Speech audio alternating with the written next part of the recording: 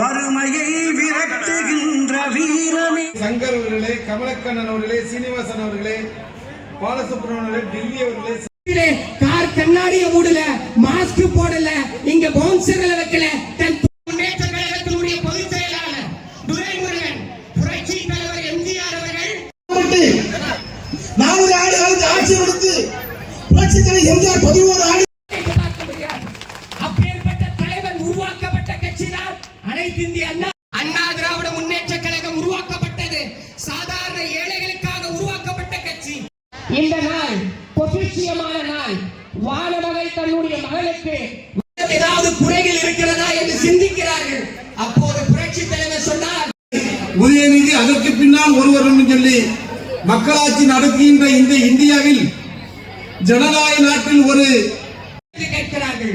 உடனடியாக புரட்சி தலைவர் எம்ஜிஆர் கொல்கத்தா மாகாணத்துக்கு செல்கிறார். வழித்தடங்களை உருவாக்கி கிராமமாக அந்த கிராமத்திலே 4 வீடு இருந்தால் தொண்டர்கள் சட்டமன்ற உறுப்பினராக, அமைச்சராக, பகுதியில் இருக்கின்ற மாமன்ற உறுப்பினர்